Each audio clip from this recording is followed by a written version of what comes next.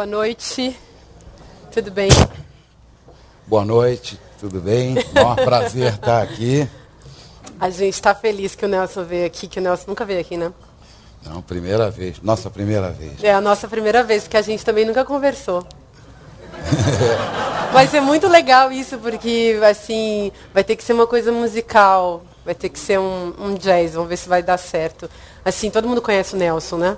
E então, a gente estava inventando esse rock filosofia, a gente ficou, eu e o Fernando Chi, pensando assim, quem que era legal, né? Óbvio, Nelson Motta é muito legal, vamos ver se ele topa vir para uma conversa dessas. E aí ele foi tão simpático, tão...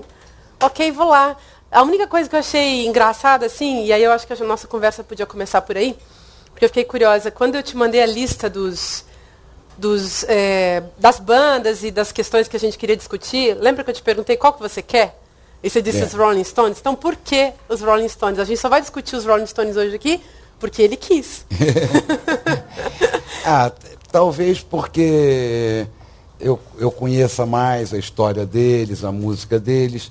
Eu, na verdade, quando começou os Beatles e os Rolling Stones, como a minha formação era de jazz e bossa nova, ali eu gostava mais dos Beatles, que eram mais melódicos, mais harmônicos também.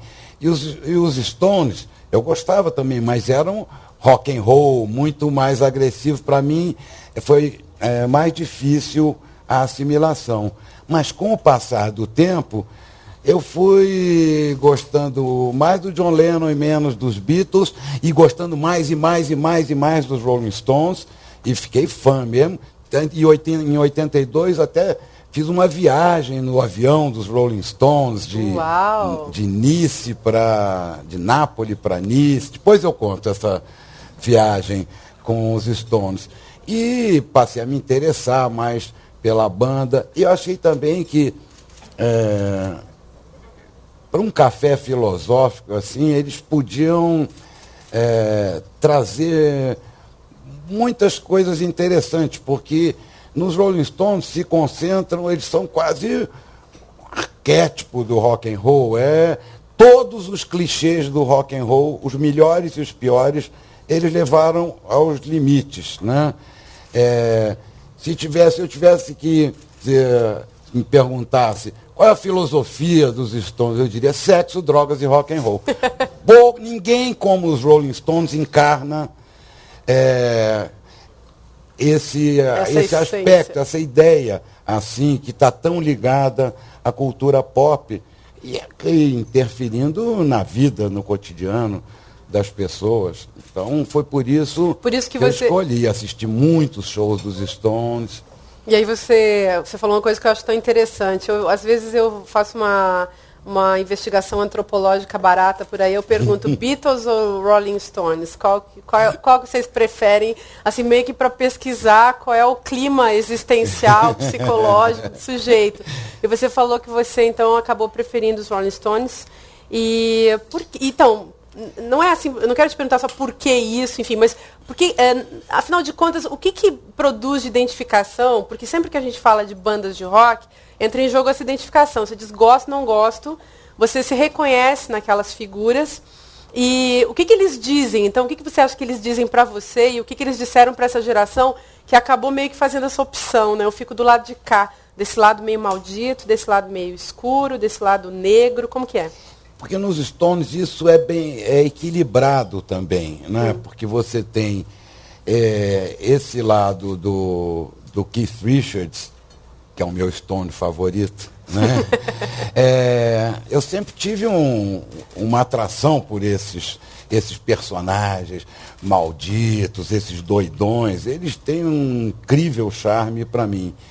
E o Mick Jagger tem uma ambiguidade incrível, não só sexual, mas ele tem a doçura, o romance e o deboche, o sarcasmo. Ele é um grande performer, um grande ator e encarna como ninguém o popstar, né, realizado.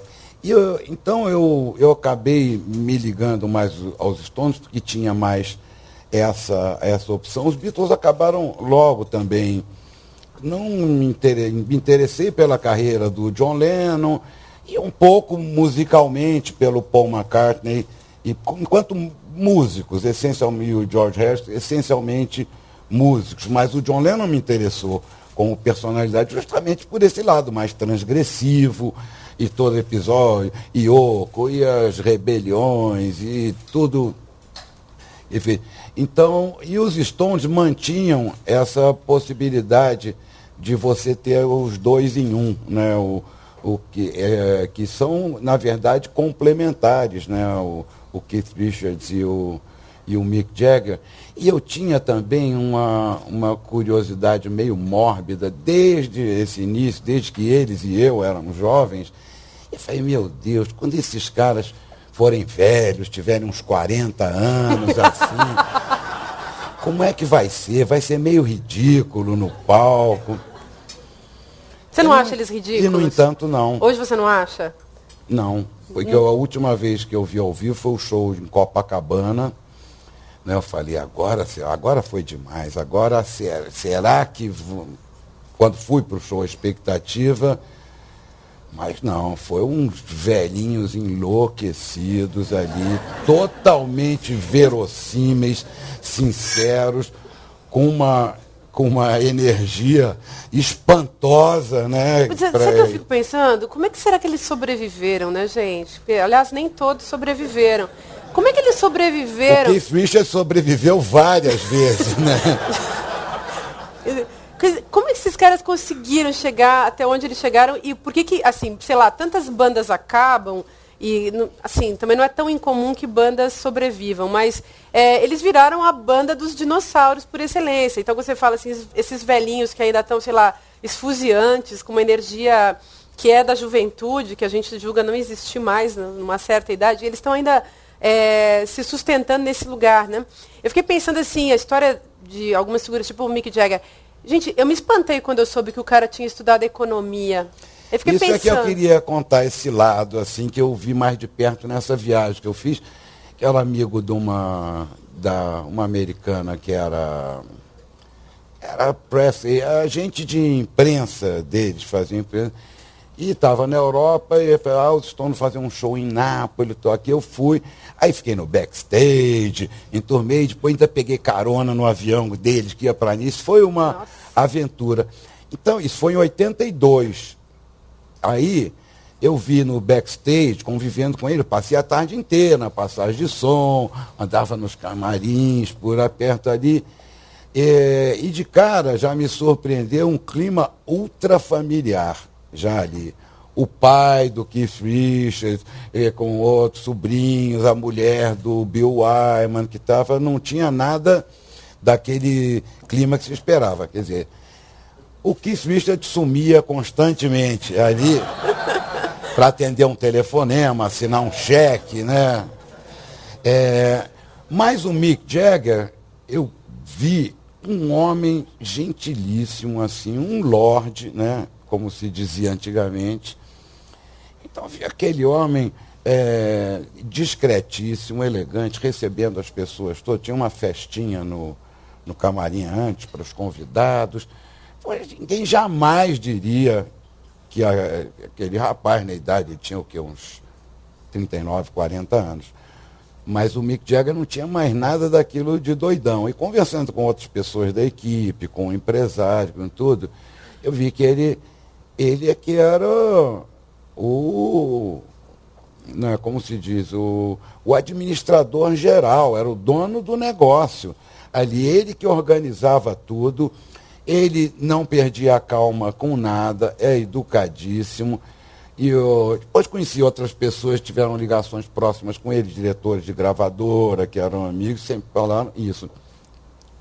Mick Jagger é a cabeça dos Stones, e ele é que conduziu aquilo tudo, são dos artistas mais ricos do mundo, né? Não só no plano econômico, tudo, quantos que ficaram multimilionários e faliram, quebraram, obrigaram a processos judiciais, tem nada disso com o Mick Jagger. Ele estudou na London Economics, né? E então ele ele teve uma fase de muita loucura ali, dos Você 20 acha e que pouco era aos 30 e poucos, eu acho que era natural. Depois, eu acho que rapidamente ele foi se assentando e ele estava pensando a mesma coisa que eu. Meu Deus, quando a gente tiver velho, de 40 anos, quando a gente já com 39, então os caras falam, ele corre todo dia, ele faz bicicleta no hotel, ele se cuida. E você viu o homem ali perto, cara, não tinha uma gordurinha, com uma cara saudável, rosadinho, tudo isso foi em 82. Quando revi em Copacabana, de perto também, no backstage, não tinha muita diferença. O corpo estava igual, o cara estava meio maracujá, normal assim. Eu acho que patético seria o Keith Richards todo plastificado, cheio de botox. Aí seria patético. Mas eu vi que seria da parte um preconceito da minha parte de achar que velho não pode fazer rock and roll, que rock and roll é uma música de juventude. Música de juventude é Agora funk, não é mais, hip hop, né, eletrônica, né, outra coisa. Né? E agora não é mais, né? Por que um cara, um coroa, gordão ainda por cima e tudo, pode se fantasiar de egípcio, cantar uma ópera e ser aplaudido no mundo inteiro? Ninguém acha ridículo isso, né? Mas Porque eles não seria são. um Mick Jagger arrebentando, ele nunca, palavra de crítico musical, ele nunca cantou tão bem Agora? do que agora, como está cantando agora. Então, aos 90, aos 100... Não, aí não sei, eu acho que tem uma curva, vai estar no máximo, porque aí o cara vai ficando muito mais malandro, ele sabe usar a voz dele, aquele instrumento, imagina, o instrumento dele, imagina como esse homem com essa cabeça preserva o físico dele e a voz dele, porque qualquer um aqui, mesmo o pessoal que está nos 20, canta 3 rock and roll, só cantar, não precisa nem pular muito, dançar e ver o que te acontece. Né? Cara de 67 anos, pulando, correndo, você não via nem ele ofegando no microfone. Então, Nelson, mas sabe qual é a sensação que me dá? Que eu, assim... Sexo, drogas e rock and roll. Ok, mas vem cá. Não, mas olha aqui, tem um detalhe que eu acho interessante nessa parada desses caras. Assim, eles são o fóssil do rock, né? Então, a gente pode fazer uma experiência com essas figuras que se fossilizaram. Fóssil é legal, gente. É um jeito de você conviver com o antigo no contemporâneo. Mas eles não são figuras de museu. Mas, ao mesmo tempo, eu fico pensando assim, então, esses caras, eles sobreviveram, eles estão aqui fazendo rock, eles não estão ultrapassados, ao contrário. Eles mostram, inclusive, que o rock não é uma coisa de gente jovem, é uma coisa de um tempo e que eles carregam esse tempo com eles, enfim, cada um mais interessante que o outro. Eles são clássicos modernos, clássicos contemporâneos, da série Clássicos Contemporâneos. Ótimo, ótimo. Aí, só que assim, eles fazem uma cena, a impressão que me dá é sempre que assim, eles adquiriram esse sexo, drogas e rock and roll como uma performance inevitável, porque é isso que faz o roqueiro ser roqueiro. Se não tem essa cena, se não tem essa performance, o cara não pode estar lá. E, ao mesmo tempo, eles mostram que parece que tudo isso é enganação mesmo. Hoje tem até roqueiro governista, tem roqueiro oficial, tem de tudo. Pois é, então, o que sobra? Assim, os caras estão nos enganando, porque, afinal de contas, cadê o sexo, drogas? Sexo a gente sabe, porque, afinal de contas, o Mick Jagger é um cara que é pai do filho daquela moça que apresenta o programa, a Luciana Gimenez. Esse foi o único ponto fraco, a minha grande decepção. O Keith Richards não faria uma bobagem dessa, mesmo doidão, o Keith Richards não faria uma bobagem dessa, não. Peraí, posso perguntar? Luciana Gimenez. Mas o que é uma bobagem? O fato dele não ter usado camisinha, que é uma coisa que a garota imagina, um cara que já passou por milhares de grupos, comeu centenas de fãs, sabe dessa história toda, tudo como é que é, vem ao Brasil e aparece aquela mulher lá falando mole, e ele dá uma arriscada, mereceu. Eu acho que mereceu. Isso aí é super interessante mesmo, hein, gente? Desculpe que eu fiquei pensando uma coisa maldosa que todos vocês pensaram, mas a gente não vai comentar isso. A questão é que ele não usou camisinha e existe AIDS e doenças sexualmente transmissíveis por aí. O resto é problema da fofoca e do imaginário de cada um. Mas, enfim. Então, e aí qual é a sua música mais legal? Assim, você gosta daquela Satisfaction? Sempre me faz pensar, será que já estão satisfeitos, finalmente, depois de 80 anos? Posso fazer essa piada? Piada mais infame sobre os Rolling Stones. pior é que eles não estão satisfeitos até hoje, porque imagina esses caras fazer turnês mundiais, essas turnês de rock and roll, tem um glamour, tem tudo, mas são coisas absolutamente exaustivas. Eu acompanhei várias ao longo do meu trabalho como jornalista, de vários grupos. É um dia em cada cidade, monta, desmonta, igual jogador de futebol. Você fala, viajou muito, você conhece o quê? Conhece o hotel, o estádio, o aeroporto, não conhece lugar nenhum, porque não tem tempo. Isso na juventude é um barato, todo mundo quer cair na estrada. Mas esses senhores, né, que não precisam de dinheiro, não precisam de fama, não precisam de prestígio, né, essa exposição que eles fazem de um risco tão grande, além de um eventual narcisismo coletivo, digamos, ali, é um desafio também, né? Porque da geração deles sobrou quase ninguém. E é impossível, né, você contar a história da música nos últimos... Sem os Rolling Stones, eles são a história viva também. Isso é muito tempo quando você fala, são fósseis animados, né? Animado à beça, né? E eles melhoraram também a qualidade musical da banda, dos músicos que tocam. Junto com eles, Rolling Stones são 4, né? Mas o que tem em volta, as backing vocals, cada negona espetacular, 3 sopros, o tecladista, Bob Keys, que toca sax com eles. É uma orquestra, os Rolling Stones. Como se diz, é um espetáculo completo. O nego vai ver ali, será que esses caras aguentam e tudo? Eu tenho curiosidade de saber a reação de pessoas muito jovens diante daquilo, né? Digo, de 18, 20 anos, como é que vê aquilo? Esperar meu neto crescer um pouquinho, né? Meu neto já acha o D2 antigo. Quantos anos ele 14. tem? Quantos anos ele tem? Mas eles gostam. Eu falei para ele, Fred, o vô vai levar você na casa do Marcelo D2, vamos lá, não sei o quê. Pô, é meio antigo, né, vô? Mas... As crianças estão saindo melhor do que a gente esperava. Mas aí, você acha que então eles tiveram uma evolução na história musical? Que no começo, lá nos anos 60, que eles eram os caras mais sujos, mais arranhados, mais inexperientes, primitivos. Ali, musicalmente. Selvagem, que fazia parte do ímpeto deles, né? Daquela coisa. Eles muito equilibrado também, porque entre a loucura, o desvario do Keith Richards, o Keith Richards ele realmente é um cara que não liga para dinheiro, não liga para... aquele roqueiro básico, é um Tim Maia, assim, sabe? Nesse sentido, e continua assim, sempre foi. E o Mick Jagger é um Caetano Veloso, é um outro mundo, não tem nada pejorativo, nem é um estilo, é só uma questão de estilo. E entre os dois, equilibrando, existe o Charlie Watts, o baterista, que é quem faz a pulsação da banda. Isso é uma metáfora também dos Stones.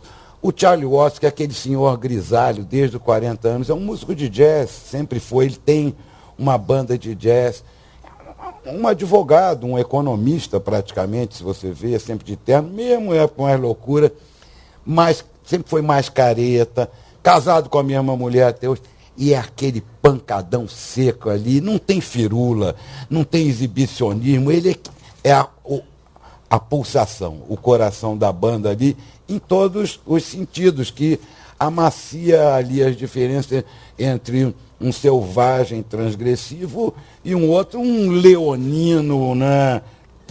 Mick Jagger, profissão, leonino, né? Porque, por isso que eu lembrei do Caetano, que também, aliás, eles nasceram no mesmo dia.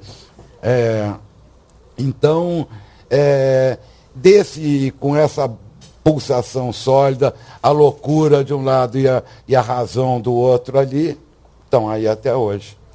Que você acha de a gente pensar no conteúdo dessas músicas? Porque assim, você vai olhando as letras, Eu acho interessante pensar isso, né? Essas letras, elas vão marcando umas mensagens, elas vão dizendo alguma coisa. Então, sei lá, citei Satisfaction porque, enfim, é uma música clássica que todo mundo já ouviu, todo mundo conhece. E é uma música assim que você fica pensando, onde é que será que está essa insatisfação do sujeito? Eles estão ali fazendo o que naquela música, por exemplo? Mas você pega aquela outra também que é aquela do tempo, o tempo tá correndo a meu favor. Time is in our side. Então, essa música é muito... É profética. Então, por quê? Por que ela é profética? Porque eles estão aqui estão aí até hoje, quando eles fizeram essa música. Ok, ela é profética para eles, mas eu ficava pensando assim, esses caras são muito cínicos, né? Essas duas músicas, elas são exemplos de cinismo. Tanto... mas é uma característica, eu acho, do estilo. Você acha que eles não perderam isso? Cinismo, sarcasmo, não, isso não perderam. É que esgota um pouco o estoque de cinismo. Você imaginar a quantidade de grandes músicas que eles fizeram, de mega hits que todo mundo canta junto. E Let's Spend the Night Together, e Brown Sugar, e Sympathy for the... incontáveis. E até o disco Voodoo Chile, que tem uns 5 anos, um bom disco, vigoroso musicalmente. Você querer muito ter novidades impressionantes. Depois a linguagem do rock tem limites, né, de combinações e de coisas, são as letras, né, que vão fazendo a diferença. E o Mick Jagger eu acho que é um grande letrista que explorou todos os temas básicos do universo, da mitologia, do rock and roll e do pop, estão ali nas músicas dos Stones. Tem muita porcaria também, né? Porque eles fizeram uma quantidade enorme de música. Isso é normal, é natural, eles têm que fazer bastante dessa quantidade deles que surge a qualidade dessas músicas que são clássicos eternos, né? O que eu gosto mesmo de todas elas, que acho uma música que a gente devia cantar hoje em dia, sobretudo em época dessa eleição maluca que a gente está vivendo, é essa Sympathy for the Devil. Acho que isso é bom de cantar bem atualmente. Apropriada, né? Nossa, gente, isso era tão bom. E o nível de deboche, ironia, crítica, aquela falta de respeito. Mas essa talvez seja posuda. até profética também, num sentido. Vai ver que eles fizeram essa música sem saber para isso. Essa música foi feita por eles no Brasil. Uau. Eles vieram, em 68 os Stones vieram, até é engraçada essa história, eles vieram, em 67, eles vieram ao Brasil. E uma vez eu fui surpreendido, o Fernando Sabino, o escritor, telefonou que tinha uns músicos ingleses que tinham ligado. Ele tinha sido adido cultural do Brasil em Londres, tinha feito muita amizade no meio artístico, e que estavam os rapazes lá e queriam ouvir música brasileira. Então ligou para mim, para o Edu Lobo, para o Francis Raime, para o Marcos Vale, que eram os jovens que estavam fazendo MPB, 67, aquele festival, Chico Buarque, aquelas coisas. Só que os caras não estavam... menores não queriam ver nada daquilo, mostrar os discos, eles achavam uma chatice, queriam ver samba, escola de samba, candomblé, macumba, isso que eles estavam interessados. Foi uma decepção enorme, que fomos encontrar o Mick Jagger no bar Antônios, que era célebre na época no Rio, juntava todos intelectuais, artistas, o dia inteiro aquilo ali, tinha umas mesinhas na varanda, no Leblon, e eu e umas, nem me lembro quem estava, e chegou o Mick Jagger. Nessa época as pessoas esquecem muito o que estavam fazendo. E chegou o Mick Jagger com a Marianne Faithfull, linda, esquelética ali, sentou isso em 1967, na varanda do Antônios, sacou um baseado desse tamanho, com um chapéu roxo assim na cabeça, desabado, assim, e tranquilamente fumou um baseado enorme na calçada do Leblon, em 67, em uma ditadura militar, que tinha um pavor, esvaziou o bar. Depois não sei o que aconteceu. Sei que eles foram Depois devem ter levado eles em alguma coisa de samba. Depois eles foram para uma fazenda na Bahia, da família Moreira Salles, que arranjou, não sei se o Keith Richards foi também, mas o Mick Jagger foi. Esse foi a primeira vez deles no Brasil, quando eram super doidões ainda. E quando eles voltaram a Londres e gravaram o novo disco, tinha Sympathy for the Devil, que tem uma percussão muito forte assim, e que eles afirmam até hoje que aquilo é samba. É um samba que eles fizeram, uma fantasia. Se bem que recentemente, ouvindo a música de novo, não é que tem mesmo, depois de tanto samba eletrônico, tanto beat eletrônico misturado com samba, com rap, com tantas coisas, olha, não é que... Podem ouvir Sympathy for the Devil, tem até aquele samba de gringo, samba de americano, né, de inglês, pior ainda, durão, mas tem um clima de samba. Uma classe, eles estavam pensando nessa eleição, talvez, já na trilha sonora. Eu acho, gente. A gente chega e recuperar essa música assim e lançar como um hino contracultural, sempre contemporâneo, sempre do nosso tempo. E, enfim, então eu gosto mais dessa música. Essa é a minha preferida, mas qual é a sua? Eu gosto de Let's Spend the Night Together, gosto de Honky Tonk Woman, adoro Brown Sugar, que é uma música sobre heroína, drogado, sombria, mas tem uma pegada, um dos riffs, aqueles... Esse é até interessante também nesse sentido de síntese, assim, um riff de guitarra, né, que os Stones é que tem, por causa do Keith Richards, é aquelas notinhas, aquele refrãozinho de guitarra. Isso é um riff. Então você vê todas as outras dele, cada uma tem uma coisa.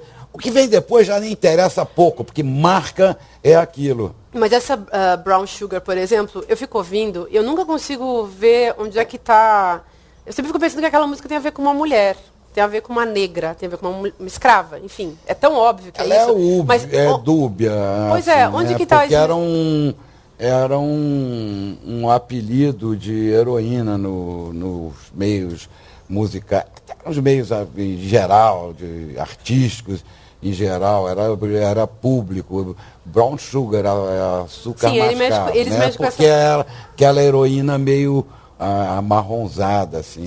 Então pensa só, o que seria hoje em dia fazer uma música pro crack? Quer dizer, eu fico pensando o seguinte, como que uma cultura, enfim, os ingleses são, enfim, por mais, enfim, eles inventaram o rock porque eles são os conservadores. Né? Quer dizer, os americanos inventaram o rock, mas também porque são os conservadores. Quer dizer, como é que consegue sobreviver uma banda tanto tempo com uma mensagem tão contracultural, e mais do que contracultural, debochada mesmo, essa coisa assim, aqueles caras parecem que eles estão sempre num ponto de ebulição, parece sempre que eles vão estourar para fora deles mesmos. É sempre um tal de um sujeito sem limite que tem ali. O Richards, ele é um sujeito sem limite. Você vai procurar assim, qual é o lugar desse cara, qual é o limite dele, qual é o desenho dele exato. É o desenho sem limite. A exatidão dele é o sem limite, não sei, eu fico pensando nessas coisas. Eu não sei, eu acho, porque ele encarna, eu acho que como nenhum outro artista, esse espírito do roqueiro, do bluesman, todo de preto, pode ser até, parece um clichê arquétipo, mas é aquele cara que ele prefere morrer, ele faz todo o sacrifício pela banda, é o cara que ama a estrada, sabe? Ele encarna todas as coisas que já nem tem mais. Mas eu acho interessante você falar isso, eu duvido que os Stones fizessem uma música como Brown Sugar hoje em dia. Porque acho que a sociedade não aceita mais. A sociedade está muito mais conservadora do que nessa época, do que nos anos 70, início dos anos 80. Você vê num plano brasileiro, né, um similar, o Tim Maia. Por exemplo, o Tim Maia que fazia... Ele só falava barbaridades, ele fumava, cheirava, bebia, mentia à vontade, fazia tudo aquilo, faltava show, processava, brigava, era um problema, todo mundo achava engraçado, Tim Maia acendia um baseado na entrevista coletiva, e olha, ele fazia o que já chegava bêbado no show, e faltava shows, as pessoas achavam graça, não sei o quê. Hoje, a sociedade não aceitaria um cara como Tim Maia que aparecesse hoje com alguma coisa, é dizer logo, maconheiro, está sustentando o tráfico com seu vício maldito, não sei o quê, já estaria preso o Tim Maia, né? Embora na época, tanto dos Stones como o Tim Maia, o Tim Maia sim, porque nos Estados Unidos não tinha, na Inglaterra, essa censura prévia, mas esse tipo de música, você vê, o Marcelo D2 no início do Planet Hemp fez aquelas músicas de maconha, de não sei o quê, acabou preso, deu um problema danado, veio ameaçando tudo que era lugar. Ele não mudou, mas não tem mais essas músicas, porque não é a sociedade em geral, eu acho que não aceita mais um monte de coisas, de forma de comportamento que aceitava tranquilamente, inclusive no Brasil, nos anos 70, na ditadura, coisas de comportamento eram mais aceitas, liberdade de comportamento eram mais aceitas do que são hoje em dia, né? Talvez porque, como era uma tal repressão política, que as pessoas descontavam no comportamento também, um pouco mais de loucura, senão estourava, era uma compensação para a repressão política. Mas acho que a sociedade, principalmente nos Estados Unidos, na Inglaterra eu acho que um pouco menos, mas nos Estados Unidos e no Brasil, com certeza a sociedade é muito mais conservadora. Talvez por isso a gente tenha uma discussão diabólica como essa numa eleição, que não caberia isso nos anos 80, seria risível isso. Mas, ao mesmo tempo, se a gente sai por aí escutando os Rolling Stones, ninguém se incomoda, ninguém nem sabe o que é, eu acho. Eles são inofensivos, na verdade, também, né? Eles eram ameaçadores no início, se tornaram temidos e hoje foram assimilados, pura e simplesmente. Então, essas músicas, quando eles tocam Brown Sugar, o público mais careta do mundo, senhores, senhoras, não vê nada demais naquilo, aquilo é história. Gente, history, então, você nem sabe, né? Pois é. Mas, como eu te disse, eu duvido que eles fizessem uma música como essa hoje em dia, com essas conotações. Mas você acha que não tem mais espaço, então? No final das contas, a sociedade se tornou conservadora, também porque houve, certamente, várias conquistas no campo da democracia. Você nem tem mais esse inimigo contra o qual lutar. Aqui no Brasil, então, a gente tem inimigo. É uma coisa boa da gente lembrar, que aqui a gente ainda tem inimigo. Sei lá, nos Estados Unidos, os caras estão na era pós-racial e estão vivendo pós-feminismo, coisas assim que são da pós-história, mas a gente ainda está num lugar prévio a esses países que Eu acho que evoluíram. Nos Estados Unidos também é isso, como é um grande país de uma imensa classe média também, assim, classe média americana, é dureza ali, né? Então tudo é feito para esse mercado consumidor, a arte americana, o cinema americano, a televisão, para essa classe média. Então é tudo moralista, os conceitos morais, a coisa religiosa é fortíssima. Então está havendo um conservadorismo geral da sociedade que às vezes não se expressa politicamente, né, em forma de conservadorismo de políticas públicas, digamos assim, ou de conservadorismo político em geral, mas no plano do comportamento, tudo. Acho que a sociedade está muito mais conservadora. Outra coisa que eu fico pensando sobre eles enfim, quando eles apareceram, tinha essa desmedida do desejo, que era uma bandeira também. Então, eles estavam sempre falando, você falou do sexo, drogas e rock and roll, e tudo isso tem a ver com essa desmedida. Vamos permitir o que é proibido, vamos levantar a bandeira do contrário do proibido. Então, tudo é permitido, tudo está em aberto e a gente faz o que a gente quiser, somos donos das nossas vidas, dos nossos corpos, da nossa liberdade, da nossa voz, da nossa guitarra, e a gente vai embora, fazendo o que a gente quiser. E eles têm uma história com isso, dessa política antipolítica, digamos assim.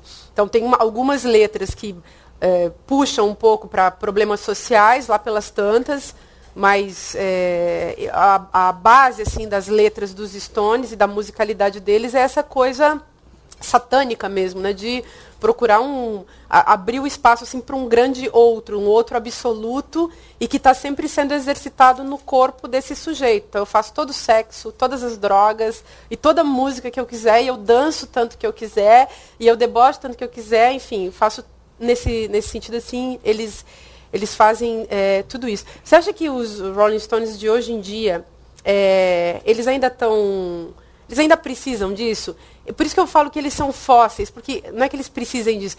Eles são fósseis porque, na verdade, eles não podem mais falar de nada disso.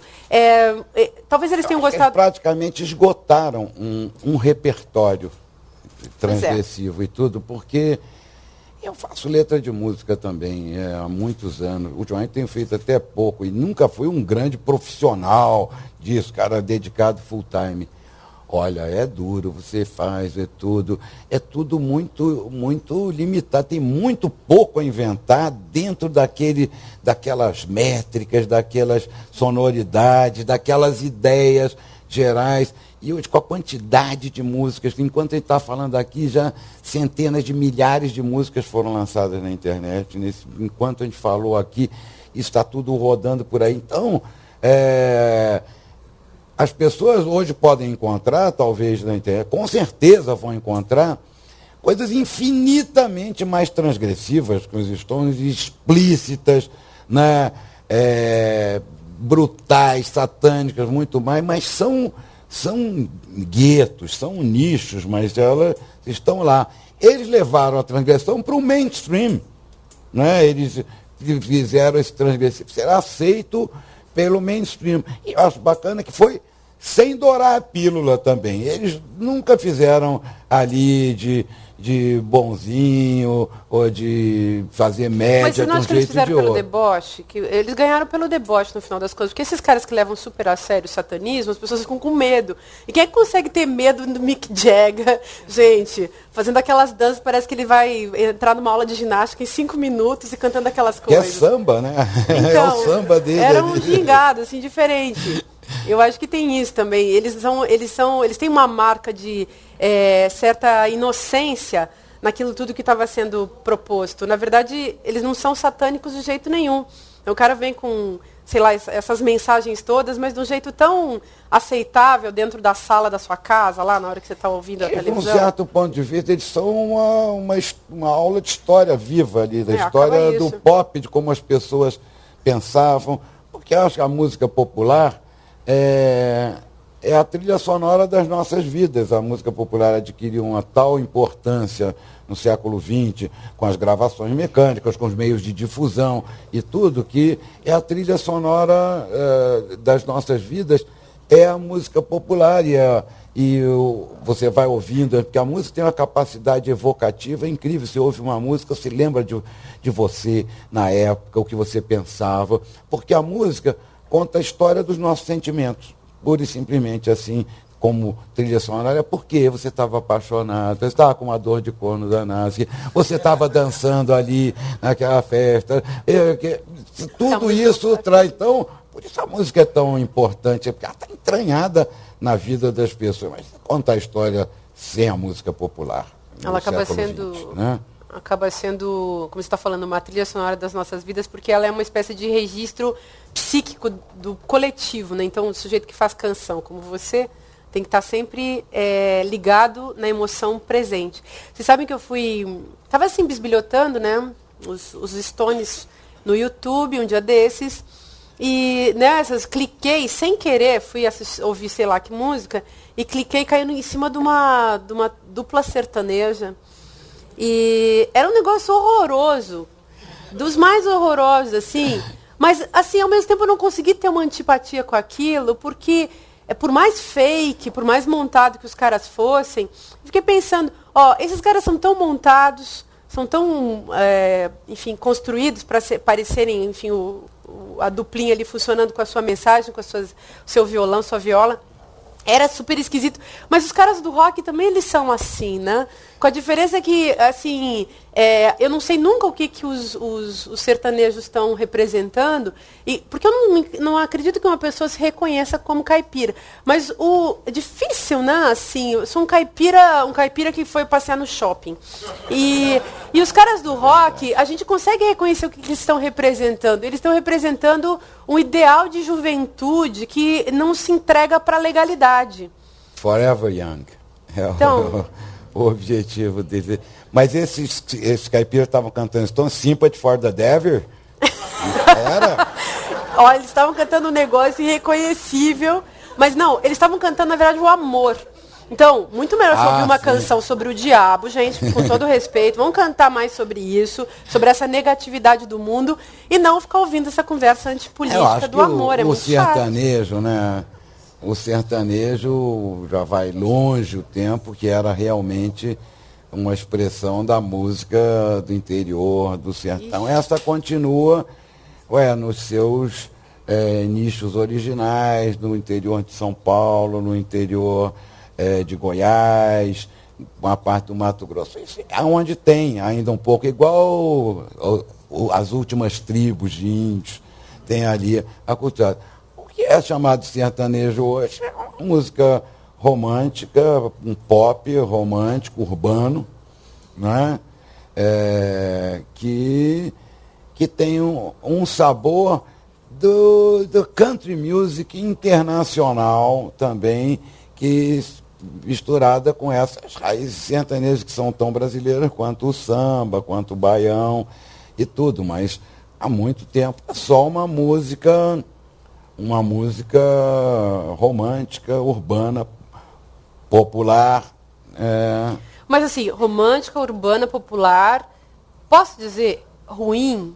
Não só ruim do ponto de vista formal, mas também do ponto de vista do que aquele negócio está dizendo, que música, canção, tem letra, né, gente? Então os caras estão dizendo alguma coisa para você, alguma coisa que vira o background do seu próprio sentimento. Você falou em sentimento, acho que é a palavra. Eu acho que eu posso dizer a você alguma coisa sobre isso, que às vezes as pessoas acham que eu tenho um preconceito contra o sertanejo.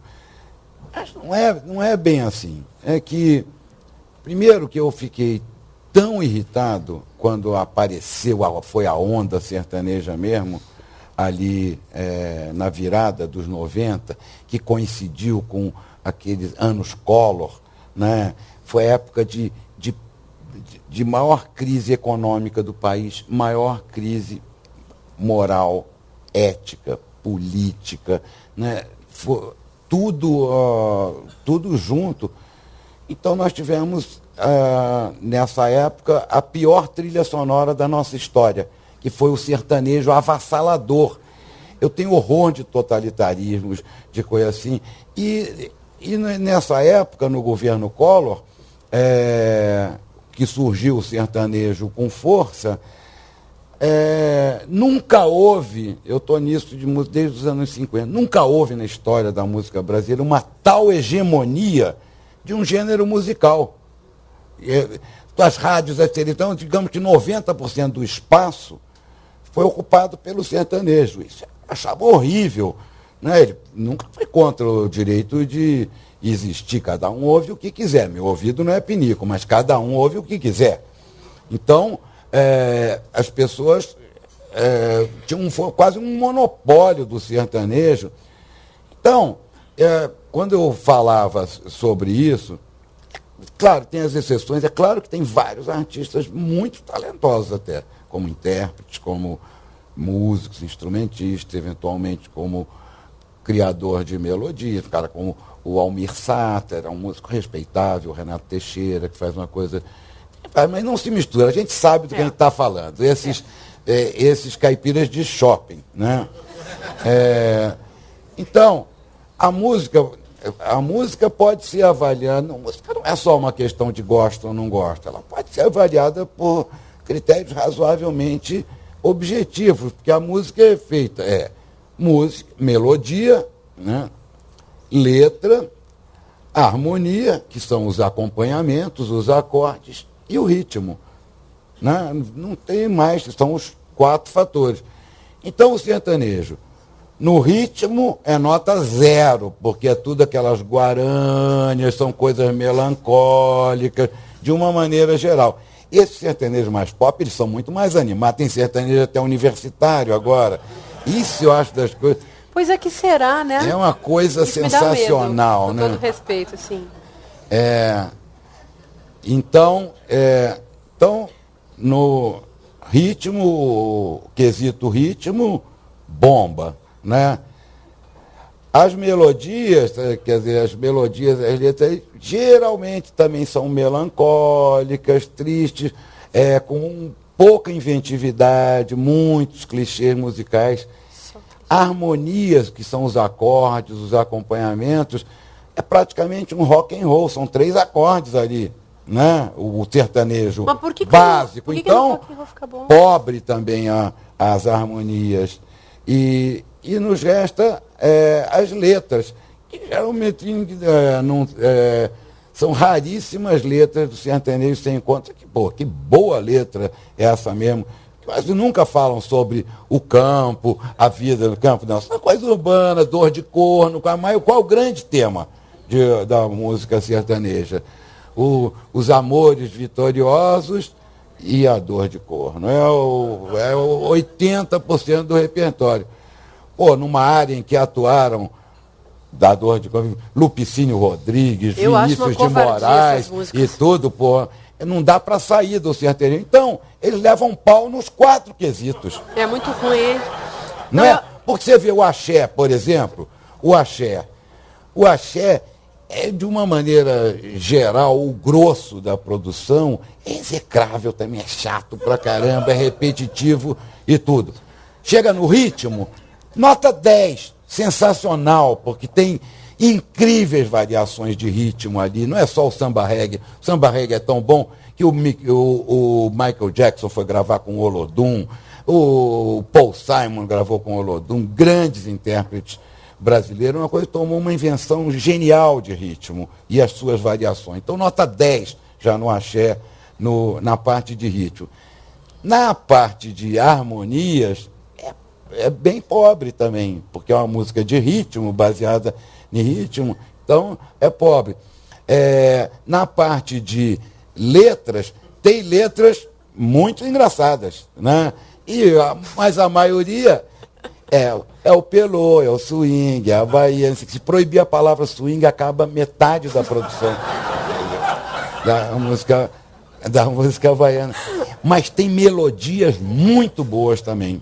Tá vendo? Cara, compositores como Jerônimo, como Carlinhos Brown, como vários, né, baianos, são grandes melodistas, compositores, que não há nenhum sertanejo que chegue aos pés desses grandes compositores baianos que fazem axé é uma coisa pejorativa que um próprio baiano inventou ali, mas é samba reggae, que o Caetano fala, música do litoral ali, música dançante do litoral.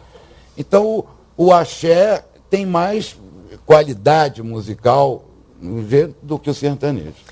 E já que você falou desses Quer falar do funk? Eu queria, óbvio. Eu queria até chamar de funk contemporâneo, para não chamar de funk carioca. Fala um pouquinho. Sabe por quê? Não, eu acho que é outra linguagem. Mas sabe o que eu acho legal? Eu nunca escutei, tá? Eu só escutei de longe, assim. Mas esses dias, por exemplo, eu estava no táxi, e aí no carro ao lado, não sei em que cidade. Eu estava aqui em Campinas, gente, anteontem.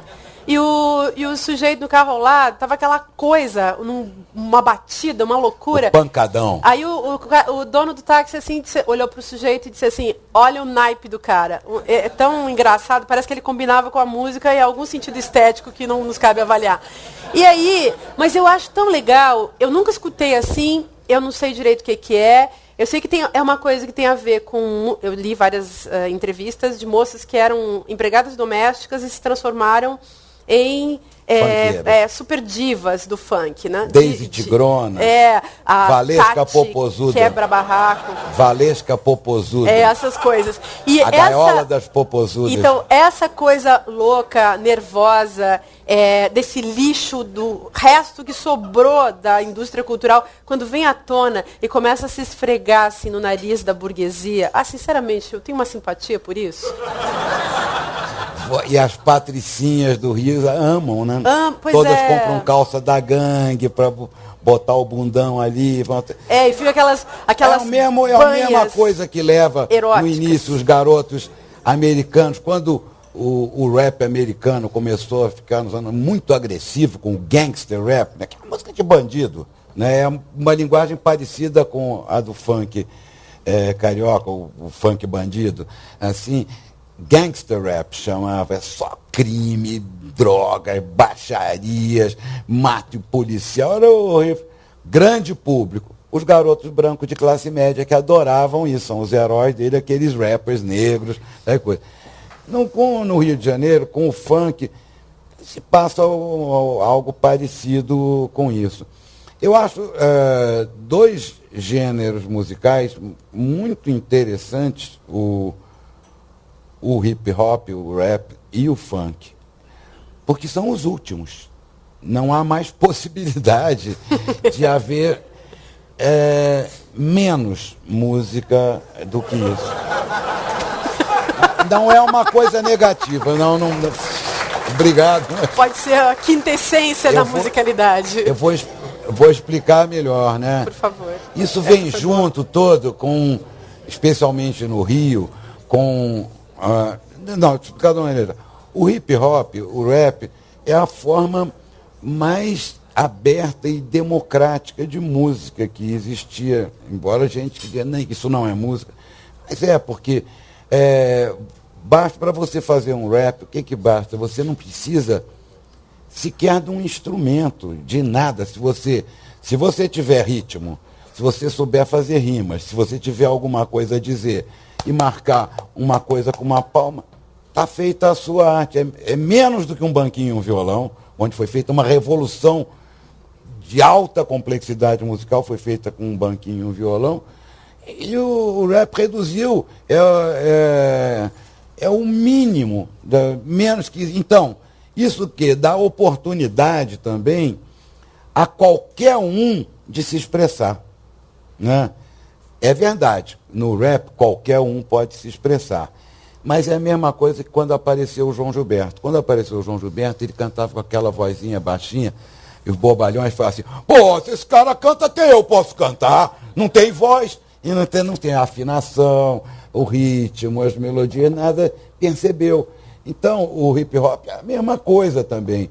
Eu acho o que o Marcelo D2 faz, eu adoro, é ótimo, ele é muito engraçado, ele é debochado, ele encarna, é uma versão moderna do malandro carioca, tanto que o Marcelo D2 gravou um disco agora de músicas do Bezerra da Silva, né? E eu gosto, o Sam Bandido, a época do Bezerra.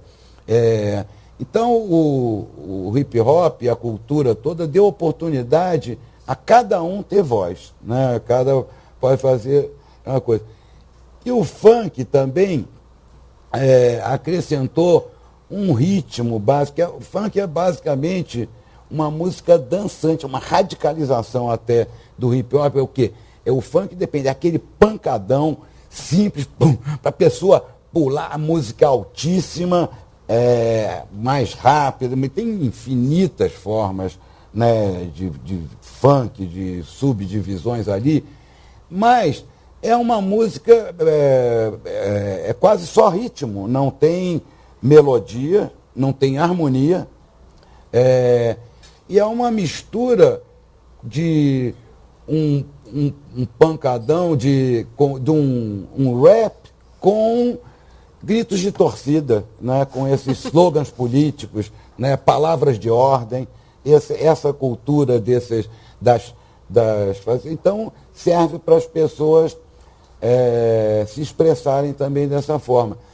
Então, claro, todo mundo gosta, com essa onda, esse pobrismo militante que tem no Rio, a valorização, a supervalorização da periferia, da comunidade, essas as menininhas todas, esses amores de favela, todos os filmes de favela, foi criando uma mitologia em torno disso, e que a expressão maior disso é o funk. Mas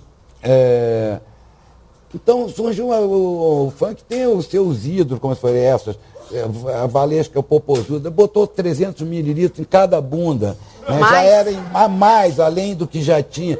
São deformações, coisas que vão ficando, transcendem ao fenômeno. Tem uma estética funkeira, né, no Rio. Claro que tem, como tem feito o funk convive no morro, na favela. No Rio é assim, já foi há muito tempo era assim, desde os anos 70, que é assim. Na sexta-feira, digamos, sexta-feira eu ensaio da escola de samba. No sábado é o baile black. Eu fui a muito baile black com o Tim Maia, com outros artistas no Rio, em todas as escolas de samba. Tem o baile black, o bailão. Aqui em São Paulo tinha o Chic Show. No Palmeiras levava 10, 15 mil pessoas, desde os anos 70 isso. O funk é a continuação disso de uma forma bem primitiva. É rápido, é direto, o assunto é boçal, é aquele pancadão. Quem não pular e dançar com aquilo não vai pular com mais nada, né? E as letras são refrões praticamente, só como eu te disse, nessa tradição são mais parecidas com os gritos de torcida. Tem cantos de torcida de time de futebol em estádio que são muito mais elaborados que funk. Em geral, o funk fala de sexo, né? Enquanto que a canção que a gente acostumou a ouvir na história brasileira, de um modo geral, fala de amor. Então, você não acha isso? Eu estou exagerando? Eu acho que o ambiente do funk, ninguém ouve. Acho que dificilmente a pessoa fica ouvindo funk em não, casa, lá ali. Eu acho festa. Que na festa ali, eu acho que num baile funk, as pessoas estão muito mais afim de sexo que de amor.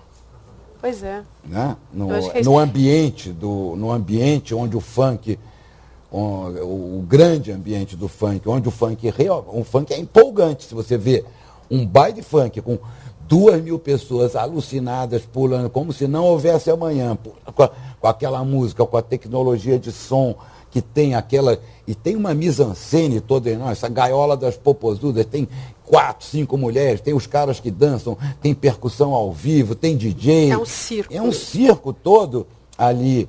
Ali as pessoas estão na tripe do sexo ali. Ninguém vai procurar amor em baile funk. Não, mas é por isso que eu acho. É sexo mesmo. Eu acho que a história da canção tem a ver com a história do amor. E o amor é uma mercadoria interessantíssima. Que no baile black, desculpe, tinha amor. Essa coisa, tinha assim, como o Tim Maia falava, que era um ídolo do baile black, ele atribuía seu sucesso, ele fazia 2 tipos de música. A esquenta sovaco, que é para dançar, e a mela cueca, que é para o romântico. Eu me dê motivo, toda aquela linha romântica do Tim. Então no baile, o cara pulava lá, o esquenta sovaco, depois o mela cueca ali, ele fazia o maior sucesso, né? Já era mais sofisticado. Não tem mais. Já era bem mais sofisticado. O pessoal nem usa cueca em baile funk. É verdade, dizem que... Bom, vamos deixar o que dizem por aí. Acho que a gente podia abrir a conversa agora, né, Giancarlo? A gente podia abrir a conversa para as pessoas se manifestarem e... Senão a gente continua aqui e aí perdemos a chance do bate-papo mais aberto. Ele está vindo. Muito bem, então passamos para o debate com o público, né? Vocês viram sexo, droga, rock and roll, né? Tivemos um quadro da Depois só sexo, história, sem drogas, sem rock and roll. Esse mergulho na história da música popular brasileira. E ficou no título, né, da palestra de hoje, as filosofias do sagrado. Isso fica mais para, né, talvez depois do debate. Mas se vocês tiverem algumas perguntas, por favor, levantem a mão, serão atendidos. Procurem serem objetivos de maneira tal que a maioria das pessoas possa participar. E também aguardem um segundo a câmera e o microfone, porque tudo é gravado. Obrigado. Não. A quintessência do profano. Sim. Hoje sacralizado. Exatamente. Boa noite. Nelson Mota, te acompanho. Eu devo ser alguma coisa um pouco mais novo que você. Te acompanho desde o jornal Hoje, que você fazia à tarde, junto com Big Boy. Big Boy? Eu fazíamos os dois. Fazíamos os dois, né? Mas o que eu queria saber era, você falou do Rolling Stones, dos anos 60. Os anos 60, para mim, foi uma revolução na história da humanidade. O que você acha que aconteceu nos anos 60 para mudar a humanidade como ela mudou radicalmente? Né? Droga não é só a única explicação. Né, foi uma conjunção de múltiplos fatores que eu nem sei se eu não estou qualificado para analisar isso, né? Eu acho que a música pop, né, que acabou adquirindo uma grande expressão nos anos 60, a música pop foi talvez a melhor forma de expressão daqueles movimentos revolucionários que estavam acontecendo durante aquela época, né?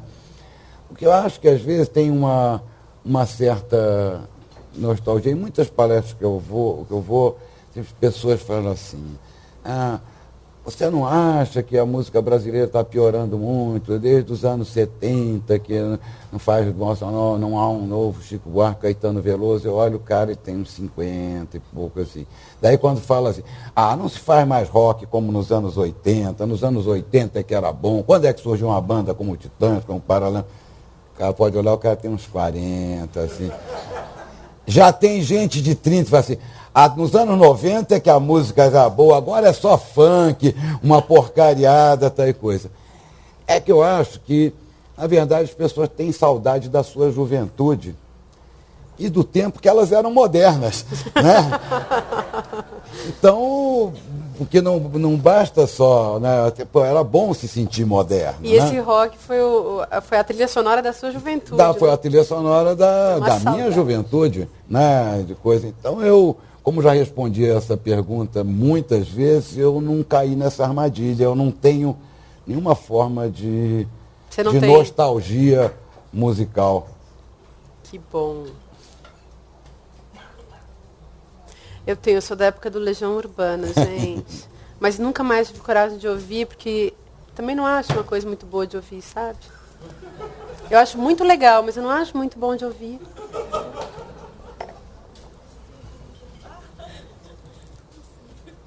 Eu acho muito legal, mas não é por que eu achar legal que eu vou ficar escutando, né? Entendeu? Eu acho funk muito legal e não fico escutando. E por aí afora. Pode perguntar. Pode, diga. Boa noite. Boa noite. Quando você está falando sobre contextualização, contemporaneidade, eu fiquei imaginando assim, o rapper me parece que ele contextualiza muito essa proposta política que a gente está aí vendo na onda, né, do que se leva da vida, a vida que se leva e tal, que me parece que incluiu, inclusive, quebra de protocolo britânico por conta de um determinado presidente que a gente tem, né? Eu queria que você falasse um pouco disso. Como é que dá para a gente pensar no rapper nesse sentido, de como é que ele representa esse momento que a gente está político? Olha, eu acho que tem diversas formas de rap, mas as duas, que eu sou um especialista em rap, né? Mas a minha percepção é que tem um tipo de rap de periferia, mais barra pesada, mais social, mais de reclamação, mais de contestação, que é mais identificado com a periferia de São Paulo. Onde faz todo sentido também, onde a vida é insuportável, o clima é uma porcaria, é sujo, é feio, é muito frio, é muito calor, não tem nada. E o funk carioca é um funk mais malandro, mais existencial, mais de sexo, tem mais piada, coisa. Claro, porque viver numa comunidade pobre no Rio, mas tem praia, tem baile funk no sábado, tem futebol ali de graça, tem uma vista maravilhosa, tem um monte de alternativa, como na Bahia é muito diferente você ser muito pobre na periferia de São Paulo e ser em Salvador ou no Rio de Janeiro. É completamente diferente, né? É claro que isso se reflete nas expressões musicais, mas isso acaba se esgotando também, essas formas, porque chega um ponto também que fala, não aguento mais ouvir reclamação, eu quero dançar, né, do funk. O cara vem, o cara vai a um show para ser esculhambado, né? Não tem futuro. Tem uma parte mais burguesa fica meio culpada, assim, daí vai lá para ser esculhambado pelo rapper, né? Isso já teve seu tempo, não tem grande importância, mas é uma característica desse tipo de música. Eu acho fabuloso você ter um gênero musical que qualquer um pode se expressar naquilo, né? Então, isso é a liberdade de cada um. O hip hop e o funk, principalmente o funk, é uma música que tem um tremendo potencial político, social, pela sua própria natureza, porque ela já é slogans, ela é feita de palavras de ordem, ela é feita de provérbios, ela é feita dessas formas básicas, assim, as rimas básicas. O hip hop é muito mais elaborado do que o funk, que são letras enormes, tem quebradas rítmicas para cá, para lá, tem arranjos mais elaborados também a partir do batidão. O hip hop, o funk é uma forma ainda mais primitiva nesse sentido. Chegando ao máximo do primitivo através da tecnologia, da alta tecnologia. Você monta aquelas batidas, todas são sintéticas, né? Você não precisa saber música. Não precisa saber música. Isso é bem legal, né, de pensar que você pode fazer música sem ser especialista. Agora, também não é... A música não é só isso. Então, música de especialista em música também é um negócio legal da gente ter em conta, assim, não pensar que esse é o... Essa música está muito banalizada, né, Márcia? A música não tem hoje a importância que ela tinha nos anos 70, uma certa transcendência, essa consciência de ser a trilha sonora da história, a música nos direitos civis americanos, toda a música contra a ditadura, ou de resistência à ditadura, tudo isso. A música não tem mais essa importância, essa transcendência, toda a música está banalizada, a música está em tudo que é lugar, você não aguenta mais música, está no elevador, está no táxi, está na rua, está no iPod, está em tudo que é lugar, as melhores, as piores músicas, toda música, como disse o David Bowie, muito bem, sabendo como é que vai ser o negócio de venda de música, a música virá uma commodity, cara, vai ser igual na sua casa, tem TV a cabo ali, igual uma torneirinha, abre uma torneira de música, você 20 litros de música gastou esse mês, você paga a sua conta ali.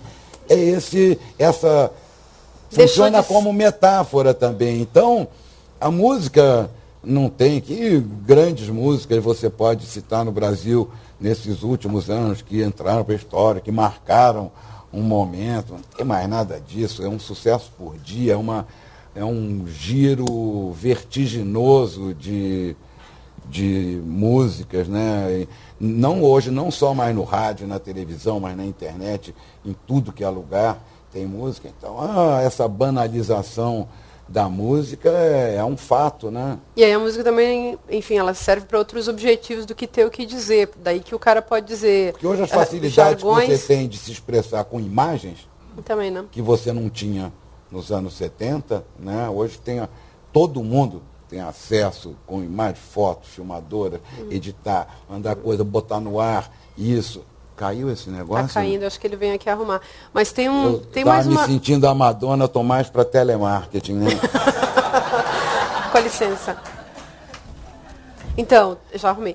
Tem uma coisa também que eu fico pensando, a gente está numa era da economia e do mercado, então a música perdeu muito, assim, digamos, essa coisa que a gente entendia na história da música, que era estética e política, e uma política servindo a estética, e uma tentativa e uma estética também turbinando uma política, que a história da música no Brasil está muito marcada com isso, né? Imagino que foi o que seria dos brasileiros sem a música nos anos 70. É impossível você contar a história do Brasil sem a música popular, só com a economia, a sociologia, a história, não dá. Falta, por quê? Porque conta a história dos nossos sentimentos na época. E hoje está um empobrecimento bem sério, assim, de todo esse território do sentido, né?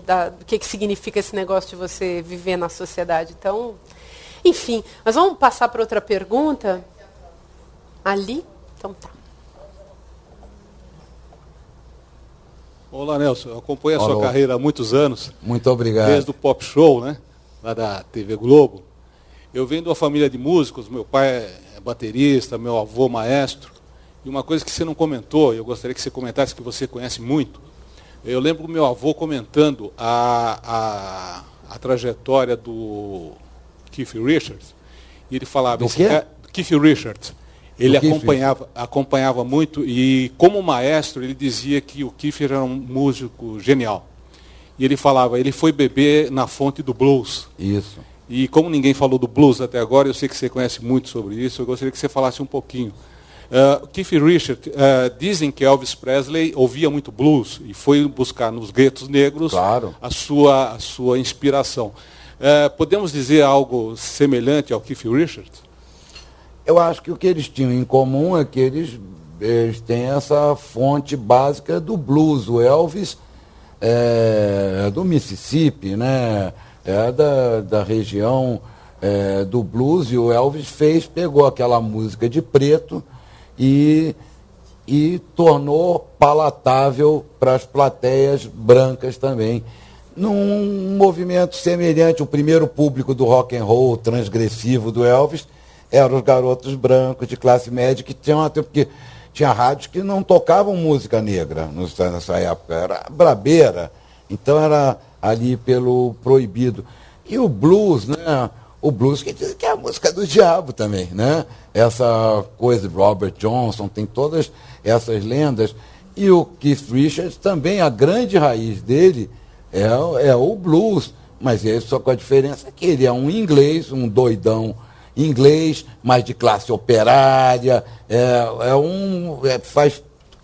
cumpria todo ali, o perfil de um cara para traduzir aquele blues negro americano para uma linguagem internacional, e foi o que ele fez com o seu talento genial de músico, de instrumentista.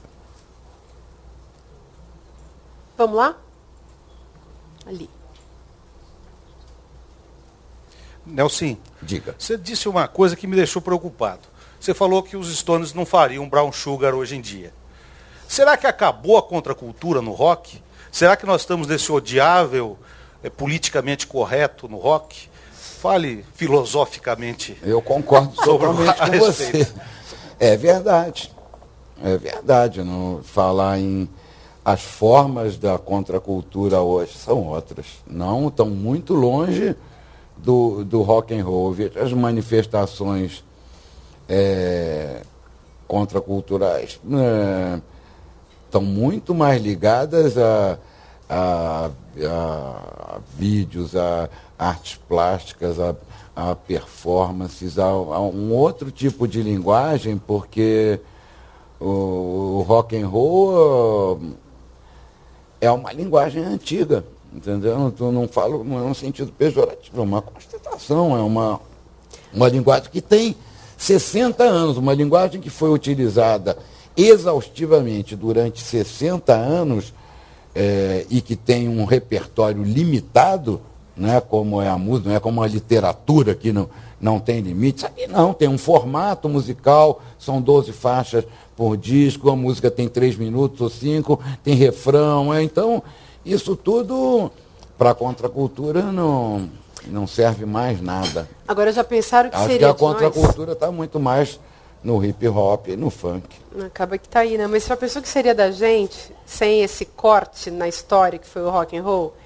Então, se hoje nós somos conservadores, se o conservadorismo sobrevive, e a forma mais pérfida de conservadorismo, a gente pode dar um nome bem feio para essa forma, que é o fascismo. Se esse negócio sobrevive, esse ódio ao outro, que o nome do negócio é sempre o ódio à diferença, né? É o ódio ao outro. Essa é a tradução do negócio. Imagina se a gente não tivesse passado pelo rock. O rock, acho que deu uma limpada, assim, nesse conservadorismo, nesse fascismo. E, claro, o negócio continua. Essa forma de existência conservadora continua porque a própria sociedade não consegue se manter se ela simplesmente abrir espaço para a diferença o tempo inteiro. Então, esse é um jeito de existir. O mesmo e o outro, eles ficam brigando. Mas tem que ter essas enxurradas de alteridade para para que o mesmo deixe de ser um negócio agressivo, violento, em função do seu próprio lugar, né, ontológico, ele é isso, né? Daí que a gente estava falando que a gente não falou até dessa história das filosofias do sagrado, mas tem a ver com isso. Toda a nossa conversa estava marcada por isso, porque no fundo o sagrado e o profano é o limite entre o mesmo e o outro, entre aquilo que é a violência e a conservação, a quebra e a lei e a sua forma de ser transgredida, né? No fundo é por aí a coisa. Mas, enfim, a gente pode passar adiante.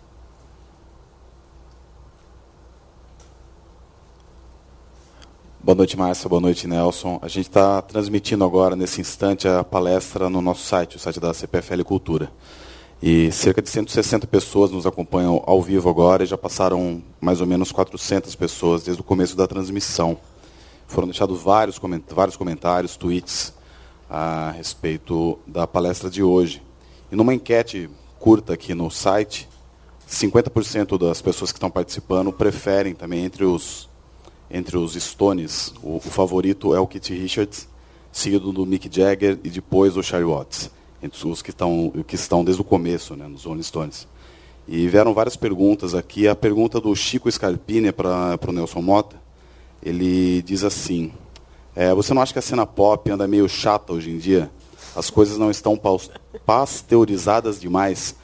E ele complementa, ele te pergunta se a culpa não seria de bandas como os próprios Rolling Stones, por institucionalizarem a loucura, ou a culpa seria da indústria cultural? Eu acho que não há culpas a serem atribuídas nisso. Há um processo histórico de movimentos artísticos, de moda, de uma série de fatores que... Eu acho que os Rolling Stones, eles tiveram uma carreira assim muito coerente, eu acho, e de certa forma muito previsível, até na medida em que se poderia prever, como esses caras tiverem 50 anos, vão estar num palco, mas se chegarem até lá, ninguém duvidou. Os Stones nunca fizeram tipo concessões assim ao bom mocismo, ao politicamente correto, que nem existia muito na época, né? E depois, quando tudo, essa onda neoconservadora que veio com o politicamente correto, eles já estavam estabelecidos, eles não se submeteram a isso, eles continuaram vendendo o peixe deles, sem muitas provocações, e aquela atitude Rolling Stones foi ficando uma coisa mais tranquila, porque eles não precisam mais disso. E a música seguiu coerente. Eu não acho que eles sejam responsáveis por nenhum... quanto a essa atual pobreza, aparente pobreza do pop, eu acho muito difícil você avaliar isso, porque quem ouve todas essas músicas, vai que você procura bem na internet, você vai achar coisas incríveis. Inclusive, a coisa mais maravilhosa que eu acho dessa revolução digital para a música é que isso possibilitou, foi digitalizado todo o tesouro musical da humanidade, que estava tudo disperso, apodrecendo em sebos. Hoje na Alemanha, nos sites alemães, tem toda a música alemã, desde 1900, está lá, você pode baixar, comprar na Inglaterra, no Brasil. Tudo isso está disponível hoje. Isso é fabuloso, é maravilhoso, porque é um tesouro cultural. E, por outro lado, também, quem for, à medida que as pessoas vão ouvindo esse tesouro, vão vendo como é difícil fazer coisas boas e originais depois disso, porque tanta coisa boa já foi feita no mundo inteiro e hoje está acessível, teoricamente, a todo mundo, que, poxa, é um parâmetro de qualidade alucinante, né? O Glauber Rocha tinha uma coisa engraçado, que às vezes eu vinha meio empolgado com ele. Tem um escritor novo, não sei o que, ele fala, é melhor do que Joyce? Não, então não interessa. Era uma brincadeira, um código, mas dava uma medida assim para a música popular, de outras coisas. Eu faço essa brincadeira muitas vezes com as pessoas. Esse que perguntou o Pop, eu fiquei com curiosidade de saber quantos anos ele tem. Que idade qual é a geração dele? Ele tem saudade de quê? Então tá. Pode falar. Diga. É ele ali. Quem é?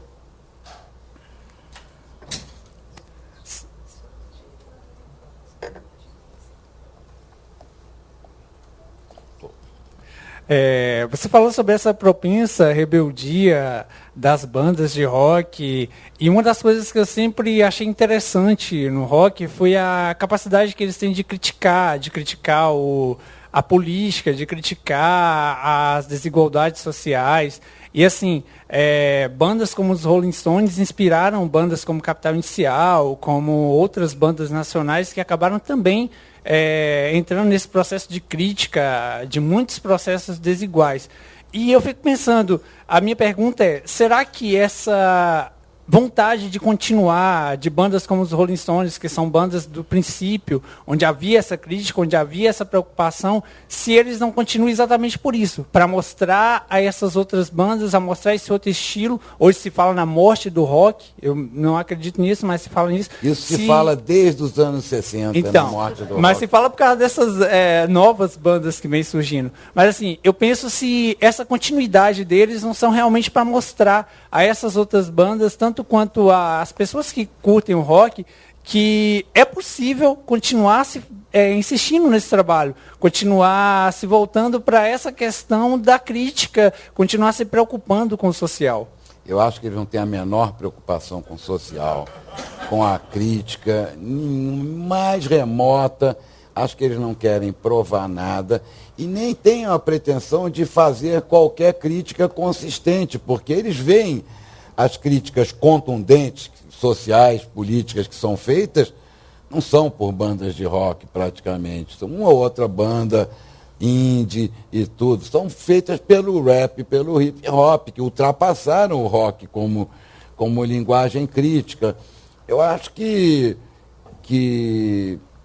quem tem esse espírito, quer fazer crítica social, quer fazer crítica política, dificilmente vai escolher o rock como forma de expressão. Vai escolher o hip hop, o funk, que é muito mais adequado para isso. Você vê, a bossa nova não podia ser uma música política, uma música toda suave, leve, melódica, tudo sofisticada. Para fazer as coisas políticas que foram feitas em bossa nova são das coisas mais ridículas da música brasileira, como contradição, entendeu? Entre uma linguagem e o que ela quer expressar. Eu acho que... Eu fico com uma dúvida aí nessa história, porque assim, se o rock, desse jeito que você fala, parece que ele está muito datado.